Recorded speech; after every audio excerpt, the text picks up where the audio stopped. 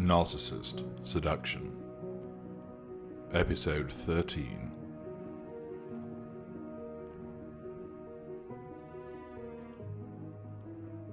Wynne was sat on the large chair in one corner of his bedroom. He held the cylinder of perfume beneath his nose and inhaled. Her scent rose, and he sniffed once again, drawing in the fragrance as it evoked her presence. Lowering the bottle, he half expected to see her stood there in one of her smart dresses, legs planted apart, feet shod in an expensive pair of shoes. He found now that she had been in his home on 2 occasions. He would replay their moments together. He had committed each encounter to his memory, and it was easy for him to summon those memories once again. They had met for lunch yesterday. They were ensconced in their usual corner, caught up in one another. He noticed that Ashley seemed less concerned about checking on who else might be in the pub on that occasion. She had explained in conversation that she was changing her hours at the bank, moving from a 5-day to a 4-day week. She would take each Friday off work, with of course a commensurate drop in her income.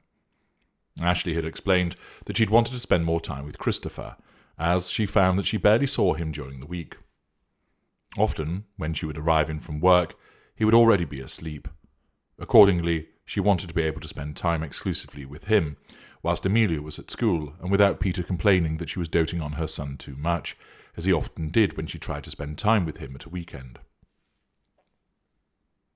She had also made the point that it would give Sarah an extra day off and curry some favour with her, so that if she needed to rely upon her during the week for longer, she was less likely to resist doing so. Wynne listened as she explained how Peter was not happy about her reduction in salary by 20%. Wynne wondered what actually made Peter happy, as he had yet to hear Ashley say anything complimentary about him. He suspected that was part of the fact that they had been together for 20 years, and they had just slipped into a routine where jobs and now children ranked higher than one another. Although to hear Ashley describe some of his behaviours, it was not the banal neutrality that they found themselves in, but something far worse. On the contrary, he seemed to revel in upsetting her, and reminding her repeatedly of the importance of his business. Wynne would occasionally make a point which would possibly support Peter's stance, or at least mitigate his position. Surely he could not be as bad as she painted. Whenever he did that, however, he was met with Ashley questioning why was he sticking up for Peter. Wynne picked up his phone and opened the last text message that he had received from Ashley, sent at 9:30 the previous evening.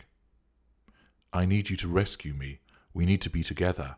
Don't reply. Kiss, kiss, kiss." He had to agree that she seemed to need rescuing from Peter's loveless behaviour, but it was still early. He had no idea where it was going to end up.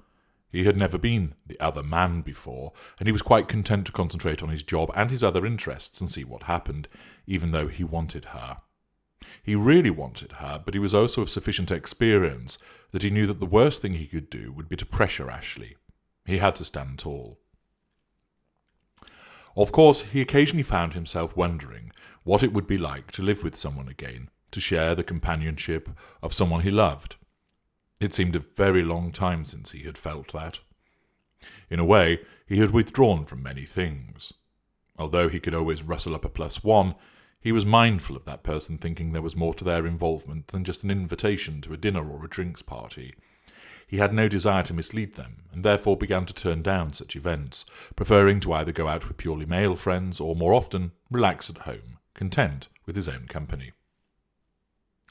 His mobile rang, jerking him from his daydreaming.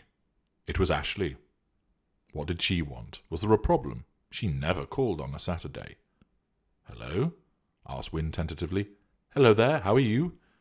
"I'm fine. This is an unexpected pleasure." "Yes, Amelia has a flute lesson on a Saturday morning. Christopher has fallen asleep, so I have 10 minutes or so to speak to you. I'm just parked outside where her lesson is." "Ah, well, it's lovely to hear from you." "What did you do last night?" she asked. "I just stayed in." "Who with?" "Nobody. Just me and half a bottle of Sauvignon Blanc." I watched a film. I could have gone out, but by the time I got in, I was too tired. Did you get my text? Of course I did. Will you rescue me, if that's what you want? Yes, I do. I love you, but I don't know what to do. I have to put my children first.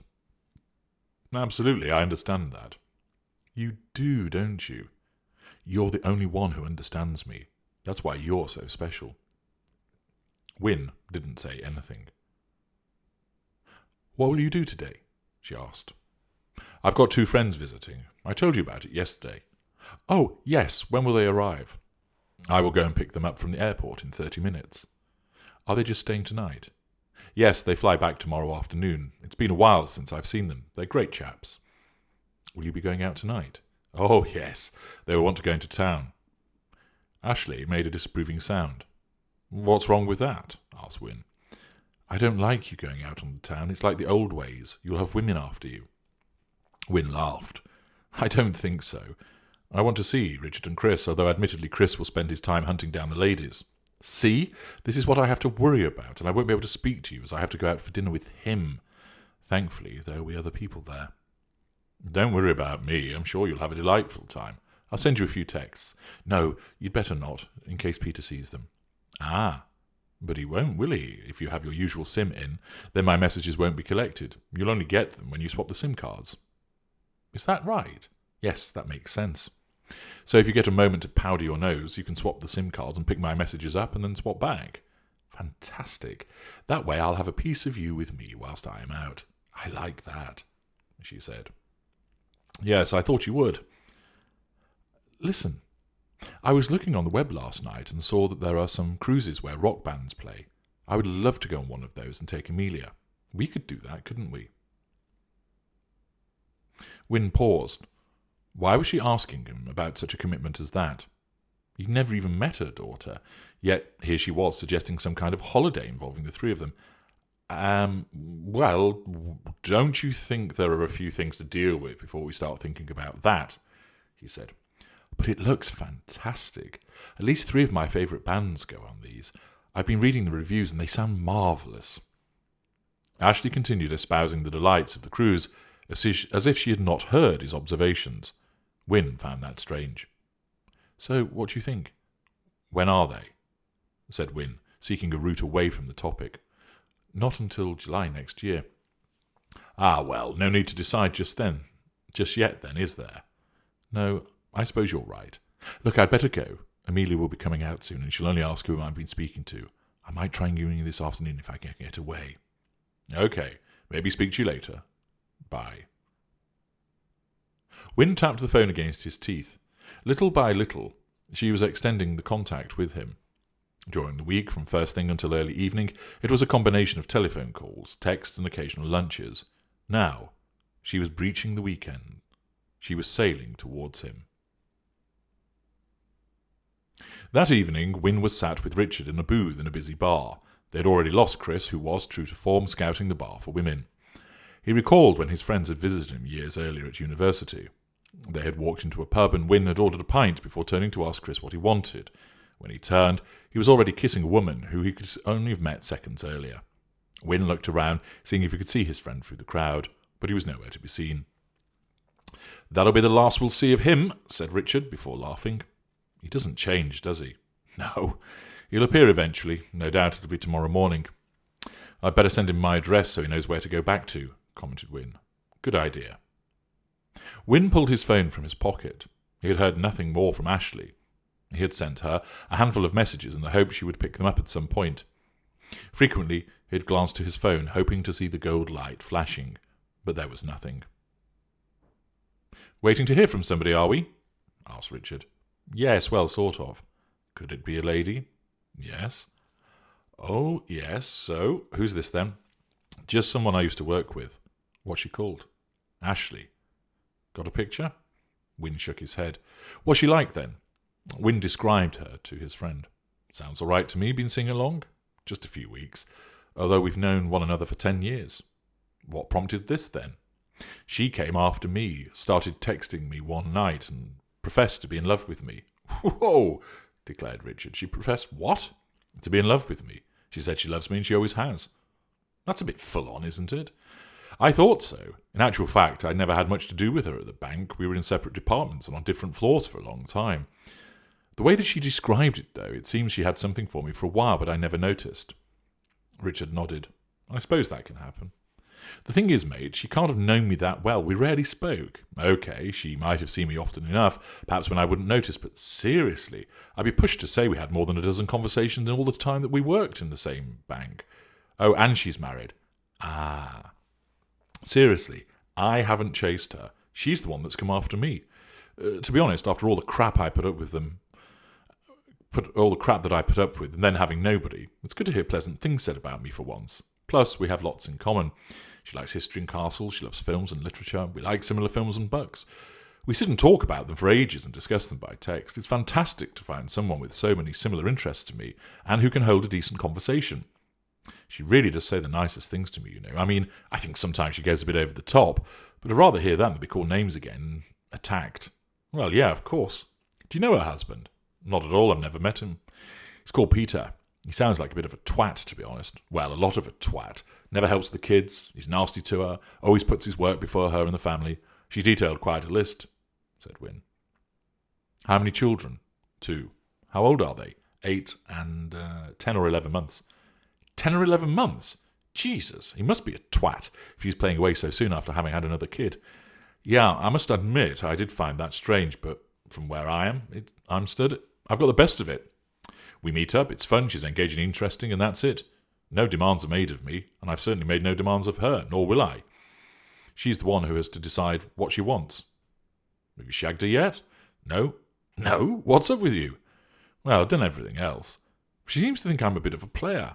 It's all based on when I first joined the bank years ago, so I'm proving to her that I'm not just after one thing. There are some gentlemen left in the world, you know. So what are you after? I don't know, really. I haven't thought about it. Yes, it'd be great to have her as a girlfriend, as she's a top lady, but I don't want to get my hopes up, not yet anyway. Actually, I really do like her, but it's almost too good to be true. A beautiful, engaging and intelligent woman who's totally into me, likes the same things as me, but just happens to be married. Well, you are a decent chap, that's obviously why she's into you, especially if she's treated like shit by her husband. She must be keen, though, if she's willing to risk her marriage, and she says that she loves you.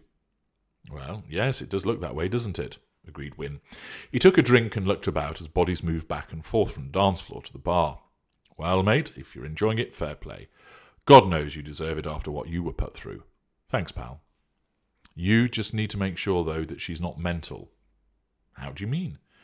Well, in my experience, certain women are nuts. Look at what happened to you. Look at what happened to me. Think about Greza too, and Mark.